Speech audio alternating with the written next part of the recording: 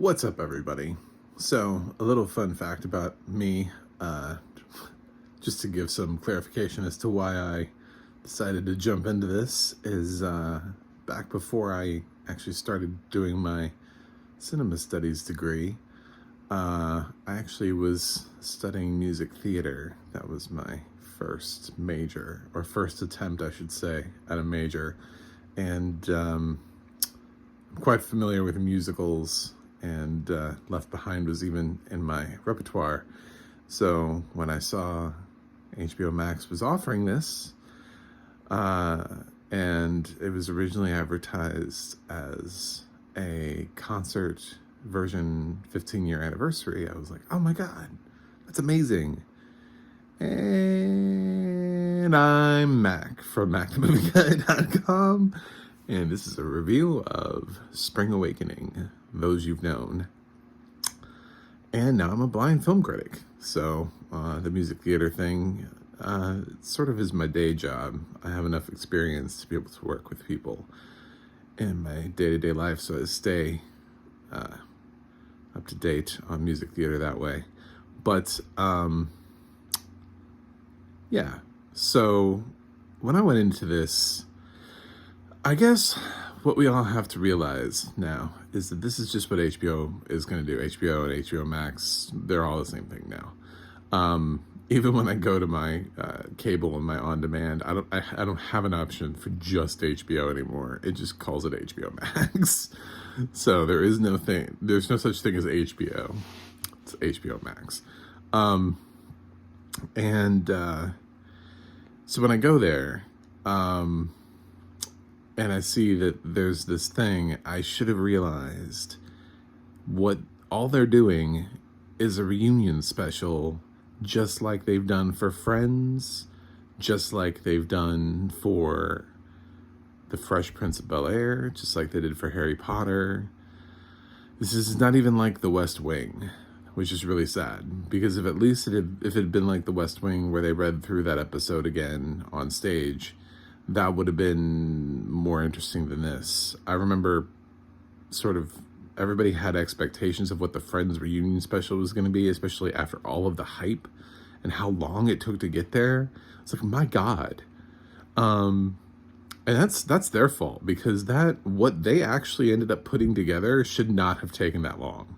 But it felt like it took like an infinite amount of time to get to this project that had been announced. It was like, it took you that long to get 6 people in a room together to interview them? Why? Like, why? That's all it is. They didn't do any new content. It's not like an update, like where their characters are now.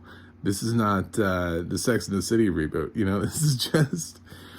So when I saw it advertised as a concert version of the 15th anniversary thing that they did during the pandemic to raise money for Actors Equity. So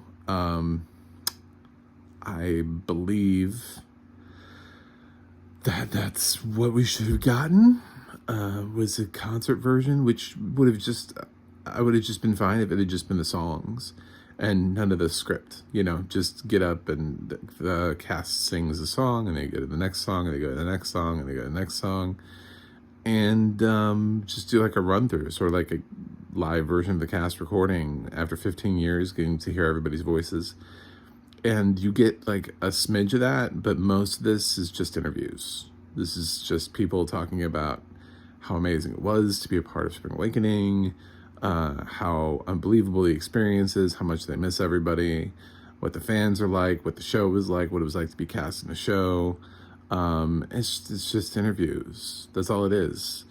So it was really, when I sit down to review it, I totally had to just reimagine everything, because it's not necessarily fair on the project itself, just because it was mismarketed as something else, for me to be like, oh, well, I hate this. It's terrible, because it wasn't what I thought it was going to be. So I have to look at this project as what it is. And what's the audience for this? You know, all those kind of things. And the answer to the question is, I'm not really sure we needed this, but then again, I'm not really sure we need any of these. They're made specifically for super fans of any of these projects.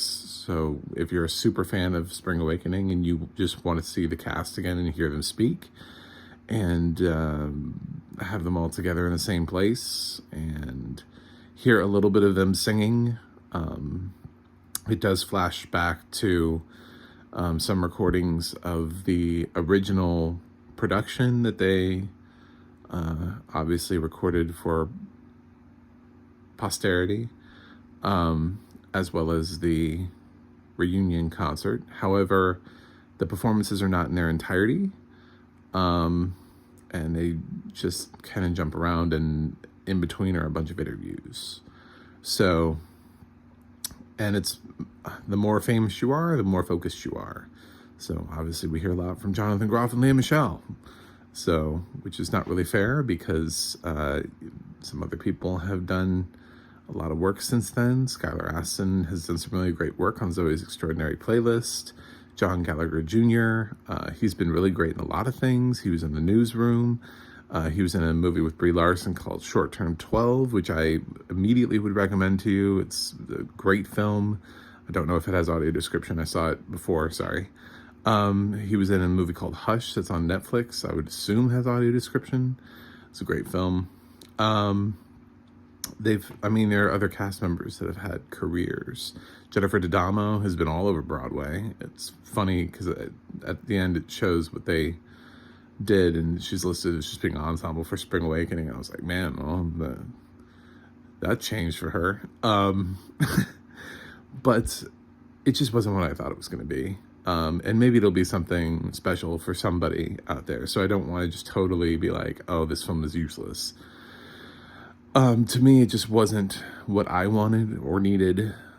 And that's what that is. As far as the audio description goes, we're going to need to talk. Zoo Digital. Hello, Zoo Digital. I felt left behind by those you've known. And this audio description was totally fucked. Yeah, and that's just kind of the bitch of living is going through this audio description. And I would say that my junk is the fact that I had to sit through the first 10 minutes of this with I don't know what was happening with you guys. I don't understand. I'm trying to be nice. I want to be nice, but at the same time, if I was working at Zoo Digital as the person who, the blind person who has to give thumbs up or thumbs down as this thing goes out the door, I'd have turned around to somebody and been like, what is this? The first part of the film before the title credits features a bunch of interviews of people talking. We have no idea who those people are because they didn't say any of them. So there's never a talk of, nobody decided to throw the names in and be like Jonathan Groff, Lea Michele, Jonathan speaks, Leah speaks, John speaks, Skylar speaks, any of the cast. It's just people talking. And there's no direction as to who is talking where. So either at the beginning of the film, you have to have everybody's voices memorized and know what that is, or just accept the fact that you will never know who those people are and be okay with that. And I wasn't okay with that. I think that's lazy. There was audio description, but it wasn't focused on who was speaking. It was focused on the interspersed images, which means they knew that they needed to have audio description, but they weren't sure what needed audio description. Well, both of the things do. You can show us, you can talk, but at the same time, it's really pretty quickly you can say, Jonathan speaks, Leah speaks, John speaks, Skylar speaks, there are ways for you to fit that in there other than just being like, well, screw it. Nobody gets to know. anything about this. And I just, I was so angry during the first part of the film. I was like, if it stays this way, we're gonna have problems. Like, I expected, like, during the first 10 minutes of the film, I expected to film a review of me just screaming at the narrators at Zoo Digital, just shouting at them for complete failure to do anything basic in their job. However, for some reason, after the credits, after it does the Spring Awakening, those you've known, suddenly you start hearing people's names. It starts, they're doing vocal warm-ups, and then it cuts in and you hear Jonathan Groff is, and I'm like, oh my God, someone's name. That's so magical. I was so relieved at that point, because I'd already gone through this section of the film where there are no names, and I had no idea who was saying what. And I mean, I recognize some voices. I'm going to be honest and say that yes, yeah, okay. But not everybody will. You know, that's making a huge leap and a huge assumption that everybody who watches this documentary is immediately going to know who all these voices are. So, shame on you for that. I don't know. I'm not apologizing for that. Do better. That was not acceptable. It's one of the least acceptable things that I've seen in an audio description in a film in quite some time. So, because it was so unnecessary and such an easy fix. It's not just that, it's not even hard. Like, I've seen films with multiple personalities. I've seen films with science fiction elements and action sequences and everything that are described, and people figure out how to describe them. And you couldn't just let us know who was speaking. And I'm not even complaining about the repetitiveness of somebody then coming back later and like, well, you said their name once, so we're supposed to remember what that voice sounds like every other time they speak. It was never given.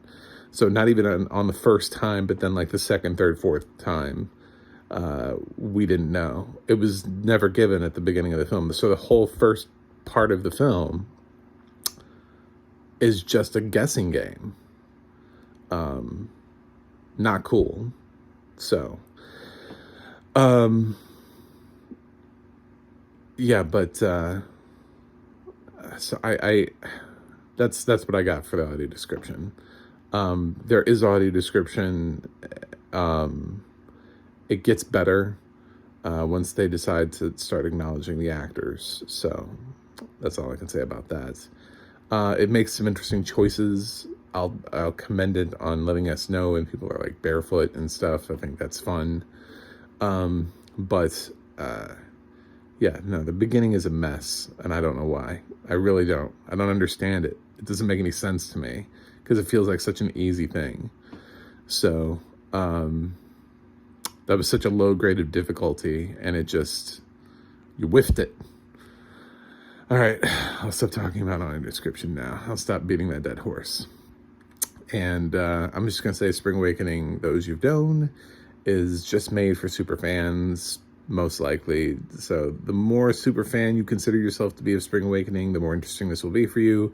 If you have no idea what Spring Awakening is, I don't think this is going to be something that you're going to be like, oh, yay!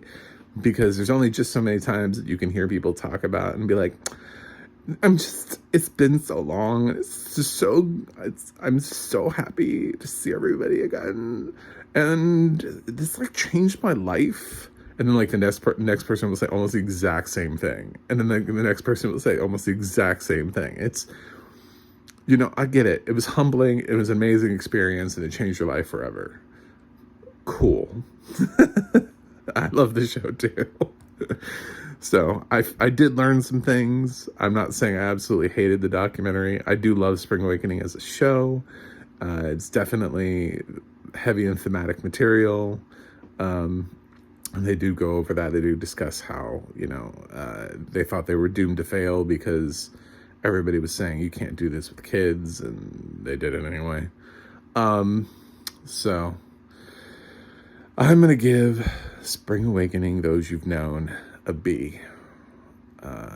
I can't help the fact that I'm still let down by the lack of actual performance footage over, like, I would have preferred a higher percentage, higher balance between performing and speaking, even like a 50-50 ratio.